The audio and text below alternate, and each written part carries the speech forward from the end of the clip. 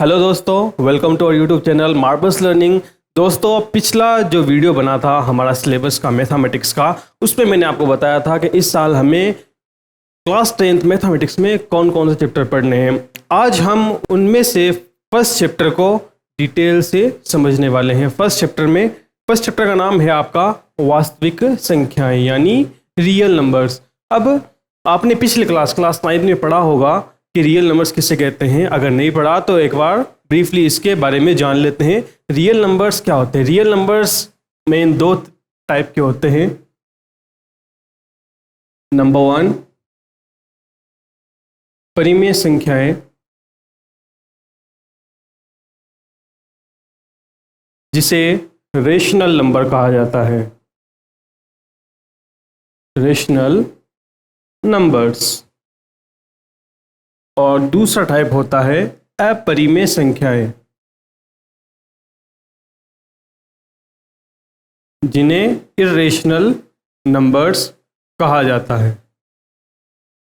Irrational numbers. अब दोस्तों, ये परिमेय संख्याएं और अपरिमेय संख्याएं क्या होती हैं?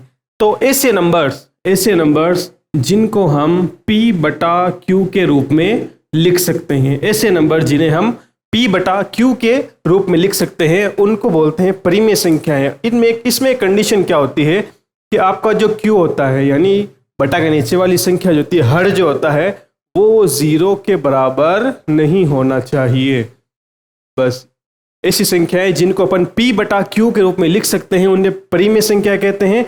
और इसमें कंडीशन क्या होती है? Q 0 के बराबर नहीं होना चाहिए। बस इसका उल्टा होता है अपरिमेय संख्या। ऐसी संख्याएं जिन्हें हम P/Q के रूप में नहीं लिख सकते उन्हें बोलते हैं अपरिमेय संख्याएं। तो आप समझ गए होंगे परिमेय संख्या क्या होती है, अपरिमेय संख्याएं क्या होती है। अपरिमेय संख्याओं को फर्दर डिवाइड किया गया है अलग अलग पार्ट्स में। जैसे नंबर 1, प्राकृत संख्या। प्राकृत संख्या जिसे नेचुरल नंबर कहा जाता है। अब नेचुरल नंबर्स क्या होते हैं? इसको नेचुरल नंबर को अंश से डिनोट किया जाता है, अंश से लिखा जाता है इसको। अब नेचुरल नंबर प्राकृत संख्याएं होती क्या है? तो मैं आपको कहूँ किसी चीज़ को गिनना है, हमें किसी चीज़ को गिनना है तो गिनती शुरू कहाँ से होती है? किसी चीज़ को गिनने के लिए हम शुरुआत कहाँ से करते हैं? शुरुआत की जाती है हमेशा 1 से। 1, 2, 3, 4 और ये चलता रहता है कहाँ तक? अनंत तक। तो जिन संख्याओं की शुरुआत 1 से होती है वो कौन सी संख्याएं होती हैं? प्राकृत संख्याएं यानी नेचुरल नंबर। तो आपसे पूछा जा सकता है नेचुरल नंबर्स की शुरुआत कहाँ से होती है? 1 से होती है। इन्हें काउंटिंग नंबर्स भी कहा जाता है, गिनने वाली संख्याएं। फिर उसके बाद आता है दूसरा नंबर, पूर्ण संख्याएं, जिन्हें होल नंबर कहा जाता है। होल नंबर्स, इसे डिनोट किया जाता है W से, W के रूप में लिखा जाता है इसको। अब जब प्राकृत संख्याओं को लिखते हैं 1, 2, 3, 4, इसके अंदर अगर हम 0 को शामिल कर लें और 0 को शामिल कर लें तो ये बन जाती है पूर्ण संख्याएं। प्राकृत संख्याओं के अंदर अगर 0 को शामिल कर लिया जाए तो वो कौन सी संख्या बन जाती है? पूर्ण संख्या बन जाती है। फिर इसके बाद तीसरे नंबर पे आती है पूर्णांक, जिसे इंटीजर कहा जाता है। इंटीजर्स, और इसे डिनोट किया जाता है Z से। Z का मतलब होता है इंटीजर। अब इंटीजर में क्या क्या आता है? इंटीजर में आता है माइनस की वैल्यूज, माइनस और प्लस और 0 सभी को मिला लिया जाता है तो वो बन जाते हैं इंटीजर्स।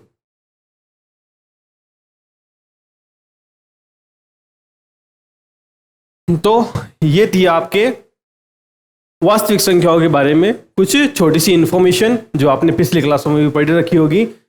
वास्तविक संख्याएं 2 तरीके की होती है, एक तो परिमेय संख्या, एक अपरिमेय संख्या। अब परिमेय संख्याओं को फर्दर 3 भागों में बांटा गया है, प्राकृत संख्या, पूर्ण संख्या और पूर्णांक। अब आगे पढ़ते हैं कि इस चैप्टर में हमें रियल में पढ़ना क्या है। इस चैप्टर में हम पढ़ेंगे यूक्लिड विभाजन प्रमेयिका। यूक्लिड विभाजन प्रमेयिका इंग्लिश में बोलते हैं इसको यूक्लिड्स डिवीजन लेमा। अब ये क्या होता है, यूक्लिड डिवीजन लेमा होता क्या है? कुछ नहीं होता, जो अपन बचपन से पढ़ते आ रहे हैं, भाग देने की प्रक्रिया, उसी को यूक्लिड डिवीजन लेमा कहा गया है। उसका रूप थोड़ा चेंज कर दिया गया है। जैसे हम ये भाग देना जानते ही हैं सब, 38 में 12 का भाग दिया। अब 38 में 12 का भाग दिया कितनी बार जाता है? 3 बार। यहाँ 36 और बच गया 2। ये देना आता है आप सबको? बस ये देना आता है आपको यूक्लिड डिवीजन लेमा, बिल्कुल समझ में आ जाएगा। जो जिस संख्या का भाग देते हैं हम, उसको क्या कहा जाता है? उसको कहा जाता है भाजक, डिवाइजर। जिस संख्या में भाग दिया जाता है उसको कहा जाता है भाज्य, यानी डिविडेंड। और जो भाग देने के बाद संख्या प्राप्त होती है उसको बोलते हैं भागफल, यानी क्वोशिएंट। और जो संख्या नीचे बच जाती है उसको बोलते हैं शेषफल, इंग्लिश में कहे तो रिमाइंडर। बस अगर ये चीज़ें हमें पता है तो यूक्लिड डिवीजन हो गया हमारा। तो इसी को लिखने का तरीका एक है यूक्लिड डिवीजन में, भाज्य बराबर भाजक गुणा भागफल प्लस शेषफल। यानी इंग्लिश में लिखे तो डिविडेंड बराबर डिवाइजर गुणा क्वोशिएंट प्लस रिमाइंडर। यही होता है आपका यूक्लिड विभाजन प्रमेय का। इसी को कहते हैं यूक्लिड विभाजन प्रमेय का। इसके अलावा और कुछ नहीं है। अब देखो इसमें कंडीशन ये होती है, कंडीशन ये होती है कि शेषफल जो होता है, शेषफल जो होता है हमेशा बड़ा रहेगा या बराबर रहेगा 0 से, लेकिन छोटा रहेगा किससे? भाजक से। शेषफल हमेशा बड़ा और बराबर रहेगा 0 के, बड़ा या फिर बराबर रहेगा 0 से, या और छोटा रहेगा किससे? भाजक से। ये कंडीशन हमेशा लागू होगी इसके अंदर। अब देखिए यूक्लिड डिवीजन, यूक्लिड विभाजन प्रमेयिका का यूज किस लिए किया जाता है, इसकी जरूरत कहाँ पड़ी? तो इस यूक्लिड विभाजन प्रमेयिका का यूज किया जाता है दो संख्याओं का HCF निकालने के लिए। अब क्या निकालने के लिए? HCF। HCF क्या होता है? इसको हिंदी में कहते हैं महत्तम समापवर्तक, इंग्लिश में बोले तो highest common factor. Highest common factor यानी महत्तम समापवर्तक। अब HCF क्या होता है? जैसे 2 नंबर दिए हुए हैं हमारे पास 34 और 18, 34 और 18, 34 और 18 है। हमें पूछा जाए कि इसका HCF निकालो, HCF क्या होगा? तो हमें इसके क्या करने पड़ेंगे? अभाज्य गुणनखंड करने पड़ेंगे। अभाज्य गुणनखंड करने आते हैं आपको। 34 के अभाज्य गुणनखंड करेंगे तो इसमें किसका भाग जा रहा है? 2 का, 17 बार। ये 17 का भाग गया 1, तो इसको हमने लिखा 2 गुणा 17। फिर 18 के अभाज्य गुणनखंड किए हमने। 18 के अभाज्य गुणनखंड करेंगे 3 और 1। अभाज्य गुणनखंड की 18 के तो 2 गुणा 3 गुणा 3। तो हमने इन दोनों के अभाज्य गुणनखंड किए। अभाज्य गुणनखंड करने के बाद, अभाज्य गुणनखंड करना किसे कहते हैं? कि किसी भी नंबर को उसके गुणा के रूप में लिखना, और गुणा के रूप में ऐसे नंबर आने चाहिए जो अभाज्य संख्याएं हो, उसे अभाज्य गुणनखंड कहते हैं। तो अब देखो 34 का अभाज्य गुणनखंड हुआ 2 गुणा 17, 18 का अभाज्य गुणनखंड हुआ 2 गुणा 3 गुणा 3। अब इन दोनों के अंदर, इन दोनों अभाज्य गुणनखंडों के अंदर हमें कौन सी संख्या है जो दोनों में कॉमन दिखाई दे रही है, दोनों में बराबर दिखाई दे रही है? तो हमें पता चलेगा कि दोनों में ये 2 कॉमन आ रहा है। 2 इसमें भी आ रहा है 34 वाले में, और 2 18 में भी आ रहा है। इसमें 17 आ रहा है, इसमें नहीं आ रहा। इसमें 3 और 3 2 बार आ रहा है, इसमें 3 एक बार भी नहीं आ रहा। तो दोनों में कॉमन क्या आ रहा है? सिर्फ 2। दोनों में कॉमन आ रहा है 2, तो HCF, ऊपर लिख देता हूं मैं, HCF किसका? 34 और 18 का HCF क्या हो जाएगा? जो आपकी कॉमन वैल्यू आ रही है ना, वही इसका HCF रहेगा 2। 34 और 18 का HCF कितना आ गया? 2 आ गया। अब भाज्य गुणनखंड विधि से हमने किया 34 और 18 का HCF निकाला, तो हमारा आंसर क्या निकला? 2 निकला। अब इन्हीं नंबर के HCF को निकालेंगे हम किस विधि से? यूक्लिड विभाजन प्रमेय का विधि से निकालेंगे। याद रखना, इन दोनों संख्याओं का HCF कितना आ रहा है? 2 आ रहा है। अब देखिएगा, यूक्लिड विभाजन प्रमेय का से अपन इसको सॉल्व करते हैं। तो क्या करना है इसमें? सबसे पहले करना क्या? आपको 2 नंबर दिए हुए रहेंगे और पूछा जाएगा कि उनका HCF फाइंड करो। तो HCF फाइंड कैसे करना है? आपको दोनों नंबर को देखना है कि दोनों में से बड़ा कौन सा है। आपको मतलब पूछा गया है HCF फाइंड करो 34 का और 18 का। तो देखना क्या है आपको कि दोनों में से बड़ा नंबर कौन सा है। दोनों में से बड़ा नंबर कौन सा है? जो बड़ा नंबर रहेगा उसको बना दो भाज्य। जो बड़ा नंबर है उसको बना दो भाज्य, और जो छोटा नंबर है उसको बना दो भाजक। यानी छोटे नंबर का भाग बड़े नंबर के अंदर आपको देना है। छोटे नंबर का भाग बड़े नंबर में देना है आपको। चलो 18 का भाग 34 में देके देखते हैं कितनी बार जाता है? 1 बार। बच गया कितना? 16। बस इसको इस रूप में लिख दिया हमने। यहां पे जो किया उसको इस रूप में लिखना है बस हमें। तो भाज्य क्या है इसका? 34 बराबर भाजक कितना है?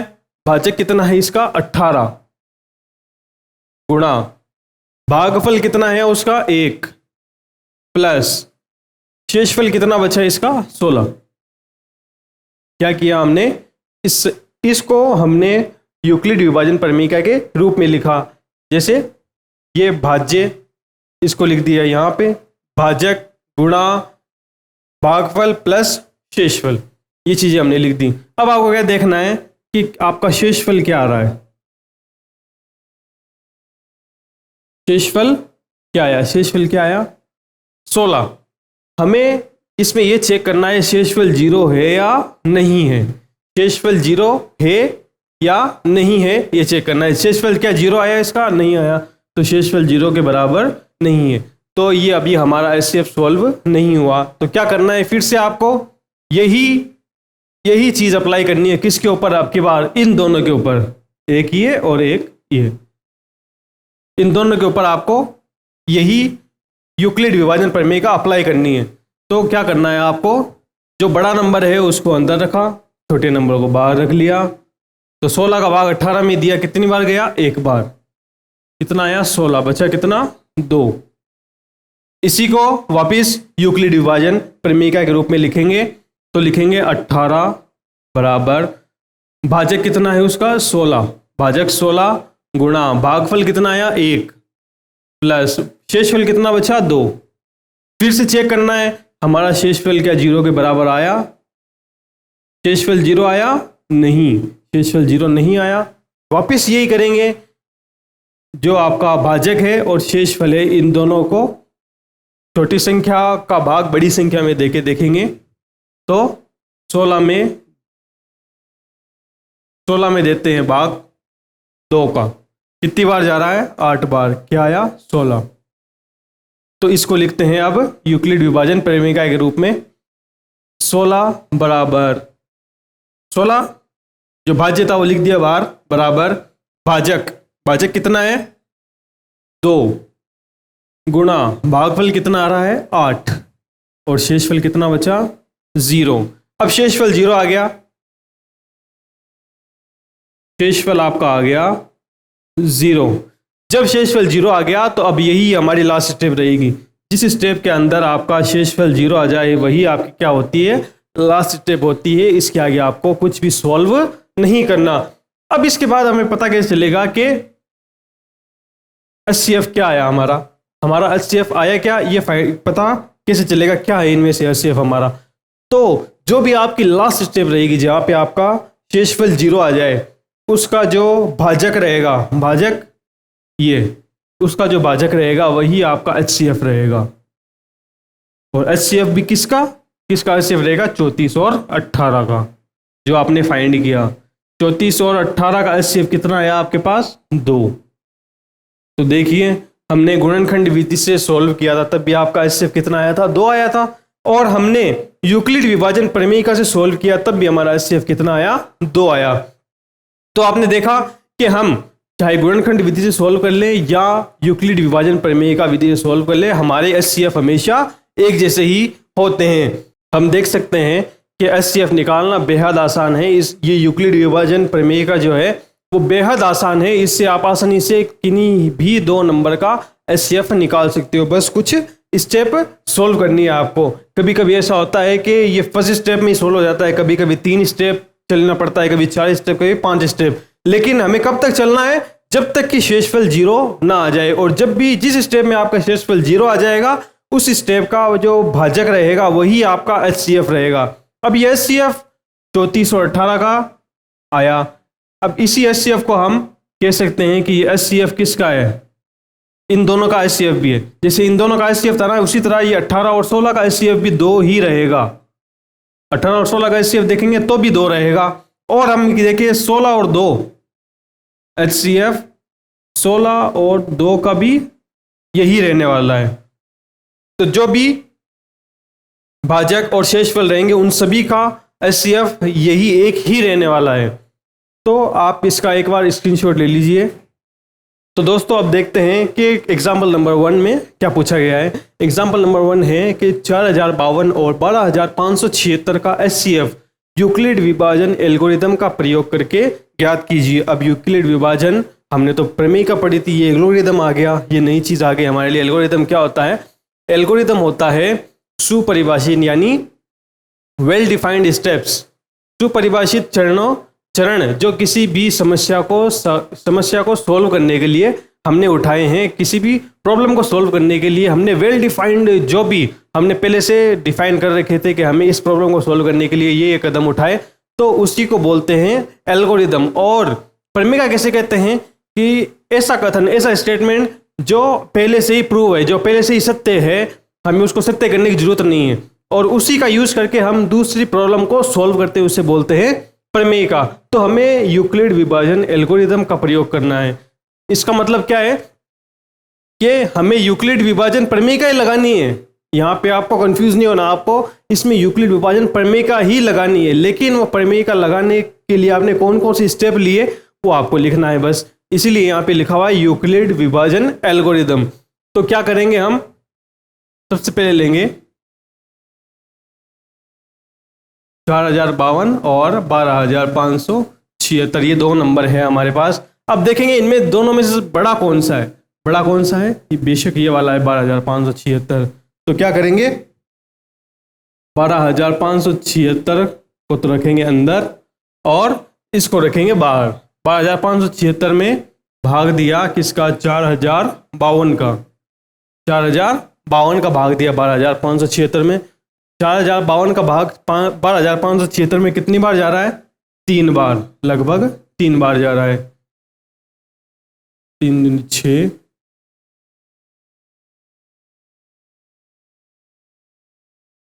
जी 15 बार जा रहा है। ये 3 बार जा रहा है, सॉरी। तो 6 में से 6 0, हमारे पास बचा 420। तो अब इसको यूक्लिड विभाजन प्रमेयिका के रूप में लिखेंगे, यूक्लिड विभाजन एल्गोरिदम के रूप में लिखेंगे। तो कैसे लिखेंगे? 4052 और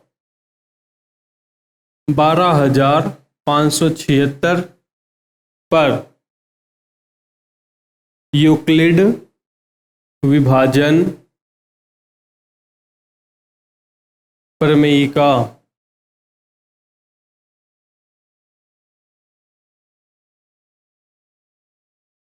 लगाई।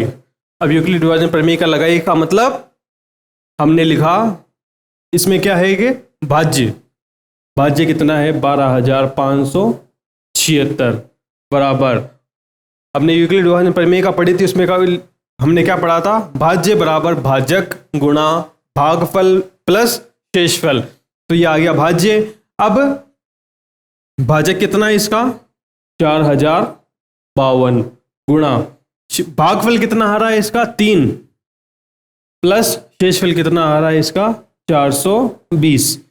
देखिए हमने उसको यूक्लिड विभाजन प्रमेय के रूप में लिखा, भाज्य बराबर भाजक गुणा भागफल प्लस शेषफल।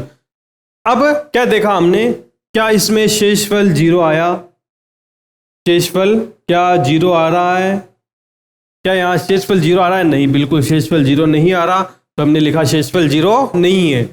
इसके बाद हम वापस क्या करेंगे, अब इन दोनों नंबर को नहीं, एक तो भाजक को लेंगे और एक शेषफल को लेंगे, इनमें से इन दोनों नंबर के ऊपर यूक्लिड विभाजन प्रमेय का लगाएंगे। यूक्लिड विभाजन प्रमेय का लगाई। इन दोनों नंबर्स के ऊपर इस बार यूक्लिड विभाजन प्रमेय का लगाएंगे। वही छोटा नंबर बाहर और बड़ा नंबर अंदर, 420 तो आ गया बाहर और 4052 आ गया अंदर। अब 4052 में 420 का भाग कितनी बार जा रहा है? तो तकरीबन 9 बार जा रहा है ये।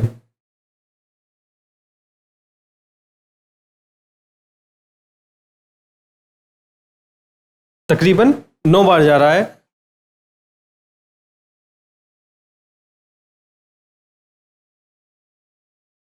ठीक है, तो इसको भी लिखेंगे अपन वापस इसी रूप में, 4052 बराबर 420 गुणा 9 प्लस 272। क्या लिखा हमने?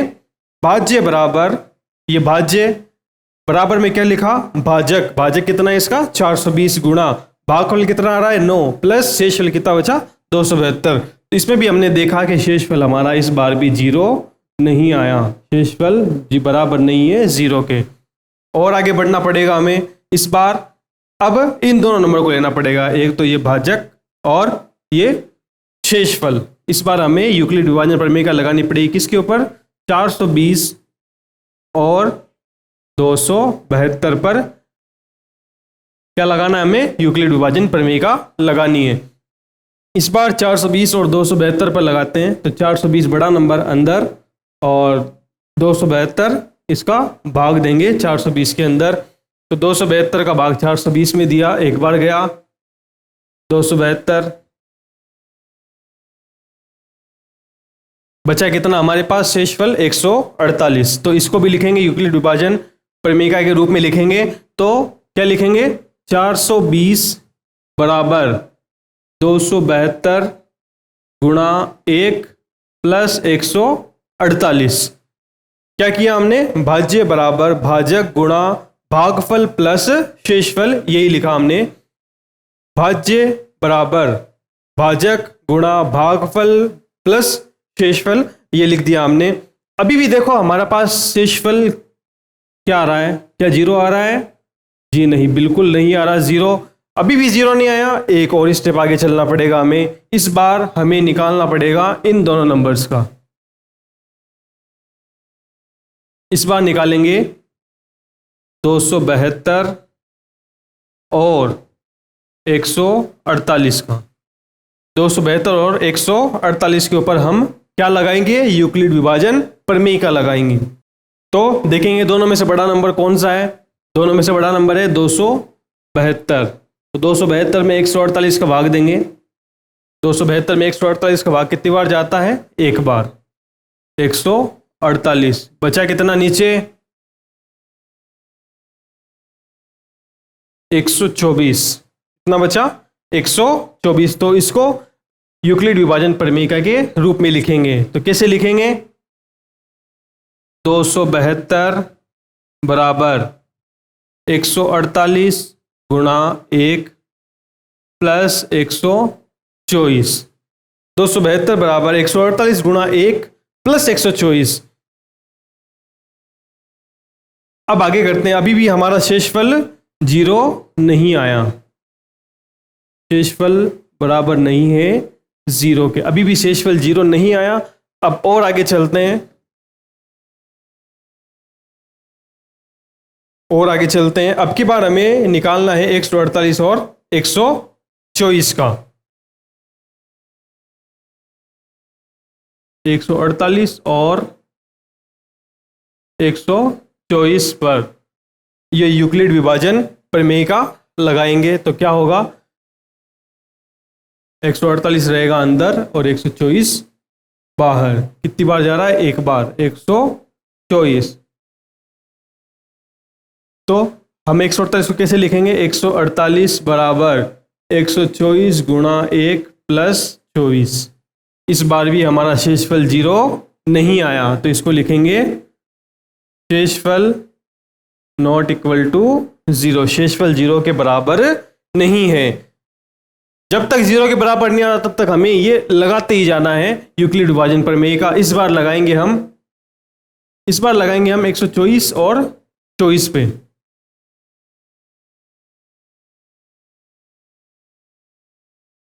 एक 124 और 24 पर यूक्लिड विभाजन प्रमेय का लगाएंगे तो कैसे करेंगे, 124 तो अंदर बड़ा वाला नंबर और बाहर भाग, जिस नंबर का भाग देना है वो छोटा वाला बाहर लिख दिया हमने।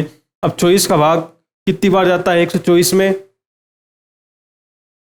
5 बार, 120। बचा कितना, 4। बचा कितना, 4। अब 124 को किस रूप में लिखेंगे, 124 बराबर 24 गुणा 5 प्लस 4। 24 गुणा 5 प्लस 4। शेषफल क्या 0 आया हमारा, नहीं जी, बिल्कुल नहीं आया। शेषफल अभी भी 0 नहीं आया, अभी भी 0 नहीं आया। तो और स्टेप आगे चलना पड़ेगा हमें। इस बार हमें 24 का और 4 का निकालना पड़ेगा। 24 और 4 पर वापिस यही यूक्लिड विभाजन प्रमेय का लगानी है, हमें बार बार यही लगाना है। जब तक नहीं आता तब तक लगाते ही जाना है। तो 24 और 4, 24 में भाग दिया हमने किसका, 4 का। कितनी बार जाया, 6 बार। बचा कितना, 0। तो आप इस बार 24 को लिखेंगे 24 बराबर 4 × 6 प्लस 0। अब हम देख रहे हैं कि इस बार शेषफल क्या आ गया हमारे पास, 0 आ ही गया। शेषफल बराबर 0। अब हमारे पास शेषफल 0 आ गया तो क्या करेंगे हम, अब शेषफल 0 आ गया, ये हमारी लास्ट स्टेप थी। ये कौन सी स्टेप थी, लास्ट स्टेप यही थी। अब इसके आगे हमें नहीं बढ़ना। और फिर मैंने बताया था जो लास्ट स्टेप रहेगी उसके अंदर जो भाजक रहेगा वही आपका क्या होगा, HCF रहेगा। तो HCF किस किस का निकालना था हमें, इसको लिखना कैसे, HCF, फिर ब्रैकेट में आपको डालना है किस किस का HCF निकालना, 4052 और 12576। 4052, 12576। इन दोनों का HCF क्या है आपके पास, क्या आया, 4। ये जो आपका लास्ट स्टेप के अंदर जो भाजक रहेगा वही आपका HCF रहेगा। आप देख सकते हैं इसको, आप इसको स्क्रीनशॉट ले लीजिए। तो एग्जाम्पल नंबर 2 है हमारे पास, देखिए क्या लिखा हुआ है। दर्शाइए कि प्रत्येक धनात्मक समपूर्णांक 2q के रूप में होता है तथा प्रत्येक विषम पूर्णांक 2q प्लस 1 के रूप में होता है जहां q कोई पूर्णांक है। तो देखिए हम पूर्णांक लेते हैं, धनात्मक पूर्णांक। धनात्मक पूर्णांक का मतलब क्या होता है कि पूर्णांक जो कि जिनकी वैल्यू प्लस में होती है। धनात्मक के अंदर 0 कभी नहीं आता। 1, 2, 3, 4, 5, 6, 7, ये हमारे पास ये धनात्मक पूर्णांक है। अब ये कह रहा है कि सम पूर्णांक, सम कौन कौन से हैं इनमें, 2, 4 और 6 एंड सो ऑन, बहुत सारे हैं। ये क्या है आपके सम पूर्णांक हैं और ये किस रूप में है, 2q के रूप में। और इसके आगे कह रहा है कि प्रत्येक विषम पूर्णांक, विषम कौन कौन से हैं, 1, 3, 5, 7, ये सभी क्या हैं, विषम पूर्णांक हैं, विषम है। और एक किस रूप में लिखे हुए हैं, 2q प्लस 1। हमें ये सिद्ध करना है कि सम पूर्णांक को 2q के रूप में लिख सकते हैं और विषम को 2q प्लस 1 के रूप में लिख सकते हैं। तो ठीक है, आइए देखते हैं। सम लेते हैं सबसे पहले, सम पूर्णांक। आपको पता ही होगा सम संख्याएं किसे कहते हैं, बचपन से पढ़ते आ रहे हो आप कि ऐसी संख्याएं जिसमें 2 का भाग पूरा पूरा जाता है। तो देखिए ये हमारे पास है 2, इसमें हम 2 का भाग देते हैं। इसमें हमने किसका भाग दिया? 2 का भाग दिया। कितनी बार गया? 1 बार। बचा क्या हमारे पास? 0। फिर हमने इस 4 में, इस 2 में 2 का भाग दिया, अब इस 4 में 2 का भाग देते हैं। कितनी बार जा रहा है? 2 बार। बचा कितना? 0। अब इस 6 में 2 का भाग देते हैं। 6 में 2 का भाग दिया हमने। 6 में 2 का भाग कितनी बार जा रहा है? 3 बार। क्या है हमारे पास? 6। शेषफल कितना बचा? 0। तो हमने क्या देखा? अब इसको हम लिखते हैं यूक्लिड विभाजन प्रमेय का के फॉर्मूले के रूप में। जैसे ये 2 था, वे भाज्य लिखा हमने बार बराबर भाजक कितना है इसका? 2 इंटू भागफल कितना आ रहा है? 1 और शेषफल कितना बचा हमारे पास? 0। इसी तरह इसका भी लिखते हैं 4, ये 4 है आपका भाज्य गुणा 2 है आपका भाजक और भागफल आया आपका 2 प्लस शेषफल आपका बचा 0। इसी तरह 6 का लिया हमने तो भाजक आपका आया 2 इंटू भागफल आपका आया 3 और शेषफल आपका बचा 0। तो ये सभी सम संख्याएं, ये 2, 4, 6, 8 जितना भी आप जाते जाओ आगे, तो 8 का भी निकाल के देख लेते हैं। 8 में भी 2 का भाग दिया। 2 का भाग क्यों दे रहे हैं हम? क्योंकि सम संख्या उसी को कहते हैं जिसमें 2 का भाग पूरा पूरा जाता है, इसलिए हम 2 का भाग दे के देख रहे हैं। तो 2 का भाग 8 में दिया, कितनी बार गया? 4 बार। क्या आया? 8 और शेषफल बचा कितना? 0। तो 8 को भी लिख सकते हैं हम 2 गुणा 4 प्लस 0। अब देखिए ये सभी सम संख्या है हमारे पास 2, 4, 6, 8। इसको अपन इस रूप में लिख सकते हैं। इसमें देखो आपको एक चीज कॉमन मिल रही है, क्या? वो ये 2, ये 2 सभी में कॉमन आ रहा है। तो सम संख्याओं में 2 तो आपके कॉमन आ ही गया। फिर इसने ये कहा, इसमें देखो आपको 1, 2, 3, 4। अब इसने ये कहा कि क्यू कोई भी पूर्णांक है, 1, 2, 3, 4 ये सभी क्या है? पूर्णांक है। तो इसको अपन क्यू के रूप में लिख सकते हैं प्लस 0। ये सभी सम संख्या हैं, सभी सम संख्याओं में कॉमन मिल रहा है हमें 2। उसके बाद हमें ये कोई ना कोई अलग अलग संख्या मिल रही है जो कि पूर्णांक है। तो हमने इस पूर्णांक को किस रूप में लिख दिया? क्यू के रूप में लिख दिया। तो अब प्लस 0 लगाने की जरूरत नहीं है, तो इसको अपन लिख सकते हैं 2Q। तो इससे हम कह सकते हैं कि सभी सम संख्याओं को हम 2Q के रूप में लिख सकते हैं। इस तरीके से आप करोगे क्वेश्चन को तो आपका क्वेश्चन कहीं भी गलत नहीं होगा। इस तरीके से करोगे कभी क्वेश्चन गलत नहीं होगा। आप इसको प्रूव करवा सकते हो कि हम सभी संख्याओं को 2Q के रूप में लिख सकते हैं। अब अपन सॉल्व करते हैं विषम संख्याओं को। विषम संख्याएं कौन कौन सी है? 1। अब 1 में विषम संख्याएं कौन कौन सी होती हैं? जिनमें 2 का भाग पूरा पूरा नहीं जाता, उनको विषम संख्या कहते हैं। इसमें 2 का भाग देते हैं। कितनी बार जा रहा है? 0 बार। क्या है? 0। बचा कितना? 1। फिर इसके बाद 2 का भाग देते हैं अपन 3 में। कितनी बार गया? 1 बार।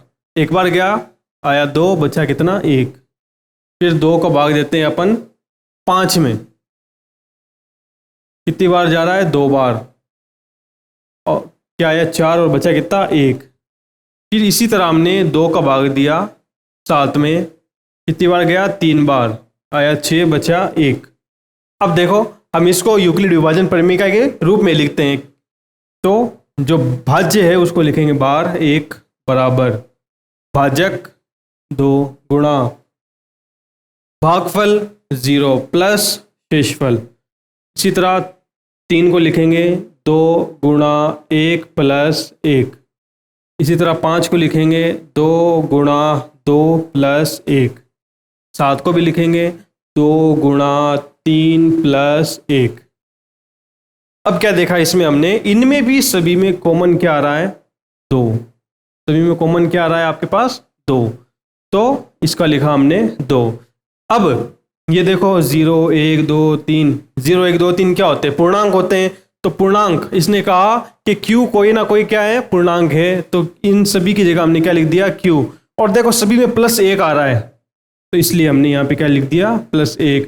तो इस तरीके से हम कह सकते हैं कि सभी विषम संख्याओं को हम 2q + a के रूप में लिख सकते हैं और सभी सम संख्याओं को हम 2q के रूप में लिख सकते हैं। आप इसका स्क्रीनशॉट ले लीजिए। तो आपका अगला क्वेश्चन है, दर्शाइए कि धनात्मक विषम पूर्णांक 4q + 1 और 4q + 3 के रूप में होते हैं जहां q एक पूर्णांक है। इसको सोल्व करेंगे। इसको सोल्व करने के लिए क्या करेंगे, इसने कहा है कि धनात्मक विषम पूर्णांक क्या होते हैं, 1, 3, 5, 7, 9, 11 आगे चलते रहते हैं। ये इन सभी को हम 4q + 1 और 4q + 3 के रूप में लिख सकते हैं। ये इसने बताया है, पूछा गया, ये इसने पूछा है, ये हमें सिद्ध करना है। तो चलो इसको सिद्ध करते हैं। सिद्ध करने के लिए क्या करेंगे, वही जो पिछले क्वेश्चन में किया था हमने, ये दिया हुआ है 1, इसमें भाग किसका देंगे, 4 का। इसमें किसका भाग देंगे, 4 का। इस 1 में 4 का भाग देंगे, कितनी बार जा रहा है, 0 बार। 0 बार जा रहा है, कितना आ रहा, 0, बचा कितना, 1। हमें विषम संख्या लेनी है। इसने क्वेश्चन ने कहा है कि धनात्मक विषम पूर्णांक है, इसलिए हम 1, 3, 5, 7 यही ले रहे हैं। इस बार लेंगे हम 3 में 4 का भाग दिया, कितना आया, कितनी बार गया, 0 बार। क्या आया यहाँ पे, 0, बचा कितना हमारे पास, 3। फिर आया 5 में 4 का भाग दिया हमने, कितनी बार गया, 1 बार। बचा कितना आया, कितना, 4, बचा 1। फिर हमने 7 में भाग दिया 4 का, कितनी बार गया, 1 बार। क्या आया, 4, बचा कितना, 3। फिर हमने 9 में भाग दिया 4 का, कितनी बार गया, 2 बार। 8 आया और 1 बचा। तो अब देखिए, इसको यूक्लिड विभाजन प्रमेय का एक रूप में लिखते हैं। 1 बराबर, इसको लिखते हैं भाज्य बराबर भाजक गुणा भागफल प्लस शेषफल। इसी तरह अब 5 लेते हैं, 4 गुणा 1 + 1। इसी तरह आप 7 लेते हैं, 4 गुणा, इसी तरह आप 9 लेते हैं, 4 गुणा 2 + 1। अब देखो ये लेते हैं 3, 4 गुणा 0 + 3। 7 लेते हैं, 4 गुणा 1 + 3। इसी तरह अगर 11 लेते तो 4 गुणा 2 + 3।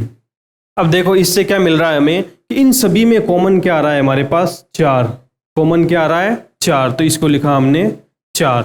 ये सभी की सभी विषम संख्याएं हैं, ये सभी विषम संख्याएं हैं। तो विषम संख्याओं को हम किस रूप में लिख सकते हैं, 4 तो सब में कॉमन है। उसके बाद ये देखो 0, 1, 2, 0, 1, 2 आ रहा है। 0, 1, 2 क्या होता है, पूर्णांक होता है। यहाँ पे दे रखा है q एक पूर्णांक है, तो इन सभी पूर्णांकों को हम लिख देते हैं q के रूप में, गुणा q प्लस यहाँ पे सभी में कॉमन क्या आ रहा है, 1। इसको ये हमने लिखा, तो इसको अपन लिख सकते हैं 4q + 1 के रूप में। ठीक है, इसी तरह इसको देखते हैं, इन सभी में भी कॉमन क्या आ रहा है, 4। इन सभी में क्या कॉमन आ रहा है, 4। तो हमने लिखा यहाँ पे 4। अब 0, 1, 2 क्या होते हैं, पूर्णांक होते हैं। पूर्णांक को हम लिखे हैं q। और यहाँ सभी में कॉमन क्या आ रहा है, 3। सभी में 3 आ रहा है, तो इसको लिखा हमने 3। इसको अपन लिख सकते हैं 4q + 3। तो इससे हमने ये सिद्ध कर दिया कि हर एक विषम संख्या को हम 4q + 1 और 4q + 3 के रूप में लिख सकते हैं। देखा आपने कितना आसान है इनको सिद्ध करना यूक्लिड विभाजन प्रमेय का से, कि हर एक विषम संख्या को हम 4q + 1 के रूप में और 4q + 3 के रूप में भी लिख सकते हैं। आप इस उदाहरण का स्क्रीनशॉट ले सकते हैं। तो बच्चों, अब है हमारे पास इस प्रश्नावली नंबर 1.1 के वो आखिरी उदाहरण की बारी। ये उदाहरण में क्वेश्चन दे रखा है, एक मिठाई विक्रेता के पास 420 काजू की बर्फियां और 130 बादाम की बर्फियां हैं। वह इनकी ऐसी डेयरियां बनाना चाहती है कि प्रत्येक डेयरी में बर्फियों की संख्या समान रहे तथा ये डेयरियां बर्फी के परात में न्यूनतम स्थान घेरे। इस काम के लिए प्रत्येक डेयरी में कितनी बर्फियां रखी जा सकती है। तो अब देखिए हमारे पास कितने टाइप की बर्फियाँ हैं, 2 टाइप की। एक तो है काजू की बर्फ़ी और दूसरी है बादाम की बर्फ़ी। बादाम की बर्फ़ी। तो देखिए काजू की बर्फ़ी टोटल कितनी है हमारे पास? काजू की बर्फ़ी है हमारे पास 420 और बादाम की बर्फ़ी कितनी है? 130। अब ये कह रहा है कि वह इनकी ऐसी डेयरी बनाना चाहती है, जो मिठाई विक्रेता है वो इसकी ऐसी डेयरी है, डेयरी का मतलब एक लाइन में रखना चाहती है इन मिठाई की, इन बर्फियों को इन लाइन ऐसी लाइन में रखना चाहती है कि प्रत्येक डेयरी में बर्फियों की संख्या समान रहे। यानी मान लीजिए ये डेयरी बना के रखना चाहती है वो। अब ये कह रहा है, क्या क्वेश्चन में ये कह रहा है कि हर एक डेयरी में यानी हर एक लाइन में बर्फियों की संख्या क्या होनी चाहिए? समान होनी चाहिए। यानी मान लेते हैं इन लाइनों में बर्फियों की संख्या है हमारे पास x, यानी इस लाइन में जितनी बर्फियाँ रहेंगी उतनी की उतनी इस लाइन में बर्फियाँ रहेंगी, यानी समान होनी चाहिए। तो इस लाइन में भी क्या आ गई? x। लेकिन ये नहीं कहा कि बर्फियाँ बराबर हैं, तो इसको मान लेते हैं अपन, इसको मान लेते हैं y और इसको मान लेते हैं W। तो अब देखिए हम लिख सकते हैं कुल 420 बर्फियाँ हैं, इसको इसने लिखा x गुणा y के रूप में, यानी x डेयरियाँ हैं और ये टोटल बर्फियाँ हैं। x गुणा y के रूप में इसको लिखा और इसको लिखा हमने 130 को x गुणा W के रूप में। तो अब इसमें ज़्यादा कुछ सोचने की ज़रूरत नहीं है हमें। इसमें हमें इसने क्या कहा है कि बर्फ़ी की डेयरियाँ जो हैं वो डेयरी में बर्फियाँ समान संख्याओं में होनी चाहिए। बर्फ़ी की संख्या क्या होनी चाहिए? समान होनी चाहिए। तो समान का मतलब होता है कॉमन, बराबर होनी चाहिए। अब इन दोनों में देखो 420 को इस रूप में लिखा और 130 को हमने इस रूप में लिखा। इन दोनों में समान क्या दिखाई दे रहा है हमें? 420 को हमने लिखा x गुणा y और 130 को लिखा हमने x गुणा W। तो दोनों में कॉमन क्या आ रहा है? x। कॉमन क्या आ रहा है? x आ रहा है। बस जो कॉमन आ रहा है उसी को बोलते हैं हम HCF। यानी आपको करना क्या है फाइनल में? 420 का और 130 का, 420 और 130 का क्या फाइंड करना है आपको? HCF। 420 और 130 का क्या फाइंड करना है आपको? HCF फाइंड करना है। तो चलो फाइंड करते हैं। ये आपको समझाने के लिए था, अंत में आपको फाइंड सिर्फ यही करना है कि इन दोनों संख्याओं का HCF क्या होगा। तो चलो निकालते हैं 420 और 130 का HCF क्या होता है। वही यूक्लिड विभाजन प्रमेय से जो बड़ी संख्या रहेगी, जो बड़ी संख्या रहेगी उसके अंदर भाग देंगे छोटी संख्या का। 3 बार जाएगा,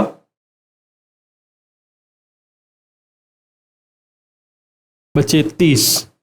तो इसको लिखेंगे हम 420 बराबर 130 गुणा 3, 130 गुणा 3 प्लस 30। यहाँ पे आपका शेषफल क्या आ रहा है? शेषफल 0 नहीं है। आगे और चलते हैं। इस बार 130 और 30 को लेते हैं। 130 तो आ जाएगा अंदर और 30 आ जाएगा बाहर। 130 में 30 का भाग कितने बार जा रहा है? 4 बार। 120 बचा कितना हमारे पास? 10। अब लिखेंगे इस बार 130 बराबर 30 इंटू 4 प्लस 10। इस बार भी शेषफल क्या नहीं आया? 0 नहीं आया। तो लिख देंगे शेषफल बराबर नहीं है 0 के। फिर और क्या करेंगे? इस बार और करेंगे 30 का और 10 का। बड़ी संख्या अंदर और छोटी संख्या बाहर। कितनी बार गया? 3 बार भाग 30, शेषफल बचा 0। इसको लिखेंगे यूक्लिड विभाजन प्रमेय के रूप में। 30 बराबर 10 गुणा 3 प्लस 0। यहाँ शेषफल क्या आ गया हमारे पास? 0। शेषफल क्या आ गया? 0। और जब भी शेषफल 0 आ जाता है वही हमारी लास्ट स्टेप होती है। और लास्ट स्टेप का जो भाजक होता है, जिस नंबर का भाग हम दे रहे हैं दूसरे नंबर में, वही आपका HCF होता है। यानी कह सकते हैं हम कि प्रत्येक डेयरी में बर्फियों की संख्या कितनी होगी? 10। तो हम कह सकते हैं